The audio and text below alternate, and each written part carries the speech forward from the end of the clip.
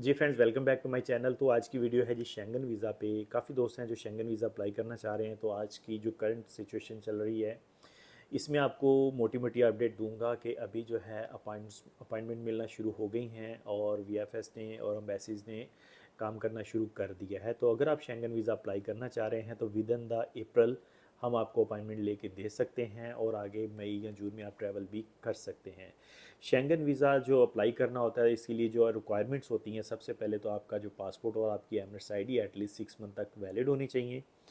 और एक चीज़ और भी है कि आप यूई में भी कम से कम 6 से 8 महीने या 1 साल आपने गुजार लिया हो और कोई 2 से 3 4 कंट्रीज़ का आपका ट्रैवल भी होना चाहिए। लास्ट 3 to 6 मंथ की बैंक स्टेटमेंट आपके पास होनी चाहिए जिसमें 30-35 हज़ार क्लोजिंग बैलेंस होना चाहिए, जो अगर आप अकेले एप्लीकेंट हो तो। और अगर फैमिली हो तो 50 to 60 थाउजेंड दरम तक क्लोजिंग बैलेंस आपके पास होना चाहिए। और अगर आपके वीज़ा डेजिग्नेशन की बात की जाए तो partner, investor, director, sales manager, accountant, sales officer, इस तरह के वीज़ा की अगर आपकी डेजिग्नेशन है तो आप 2 से 3 कंट्रीज़ की ट्रैवलिंग के साथ ये वीज़ा अप्लाई कर सकते हैं। और अगर आप फैमिली के साथ अप्लाई करना चाह रहे हैं तो बच्चों के भी पासपोर्ट और आईडीज़ एटलीस्ट 6 मंथ तक वैलिड होने चाहिए। और बच्चों का और वाइफ का जो बर्थ सर्टिफिकेट और मैरिज सर्टिफिकेट होता है वो आपने लगाना होता है। और इसके साथ साथ अगर बच्चे स्कूल जा रहे हैं तो स्कूल के डॉक्यूमेंट्स लगाने होते हैं। और एक एनओसी लेटर आपने, जो मेन एप्लीकेंट होता है, उसने अपनी कंपनी से लेके देना होता है। और अगर पार्टनर या इन्वेस्टर है तो साथ में आपने ट्रेड लाइसेंस की कॉपी भी प्रोवाइड करनी होती है। ठीक है जी।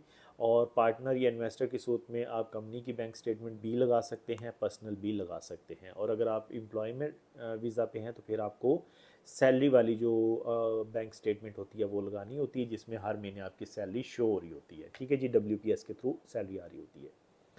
शेंगन की अपॉइंटमेंट जो है वो मिल जाती है 15-20 दिन के अंदर या 1 महीने के अंदर अंदर। और वीज़ा का डिसीजन आपको पता है 15-20 दिन या मैक्सिमम 30 डेज़ के अंदर आ जाता है। ठीक है। जब ये वीज़ा मिल जाता है तो मोस्टली जो स्टार्टिंग में वीज़ा होता है वो 10 दिन, 15 दिन के लिए या 20 दिन या 30 दिन के लिए मिलता है। समटाइम मोस्टली सिंगल एंट्री ही मिलता है। तो जिस कंट्री ने आपको वीज़ा दिया होता है, पहले कोशिश करें कि आप उसी कंट्री में एंट्री करें। उसके बाद आप बाय रोड, बाय बस, बाय ट्रेन, बाय एयर, ठीक है, आप कहीं भी दूसरी कंट्रीज़ में जा सकते हैं। लेकिन जब फर्स्ट टाइम आप शेंगन वीज़ा ले रहे हैं तो जिस कंट्री ने आपको वीज़ा दिया है उसी कंट्री में ट्रैवल करें।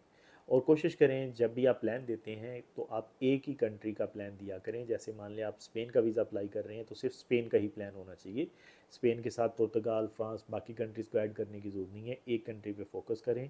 8 से 10 दिन का प्लान होना चाहिए, सिंपल प्लान होना चाहिए। और कवरिंग लेटर बहुत अहम होता है, उसके ऊपर वर्किंग करें अगर आपको शेंगन वीज़ा लेना है तो। ठीक है जी।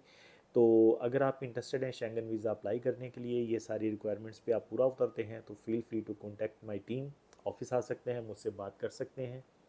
हम आपका शेंगन वीज़ा अप्लाई करेंगे, अपॉइंटमेंट के साथ कंप्लीट फ़ाइल बनाएंगे सिर्फ 850 दिरहम में। बेसिक फ़ीस जो कि आपने खुद पे करनी होती है जाके। ठीक है जी। इसके अलावा हमारे कोई चार्जेस नहीं होंगे। हाँ, शेंगन वीज़ा लेने के बाद अगर आप जाके यूरोप में शेंगन में सेटल होना चाहते हैं, लीगल तरीके से रेजिडेंस परमिट लेना चाहते हैं, तो हम आपको टीआरसी भी वहाँ पे बनवा के दे सकते हैं, पोलैंड में भी, स्पेन में भी, पुर्तगाल में भी। ठीक है जी। तो अगर आप इंटरेस्टेड हैं, feel free to contact us. Thank you very much for watching the video. फिर मिलते हैं दोस्तों नेक्स्ट वीडियो में नए टॉपिक पे। Take care, bye bye.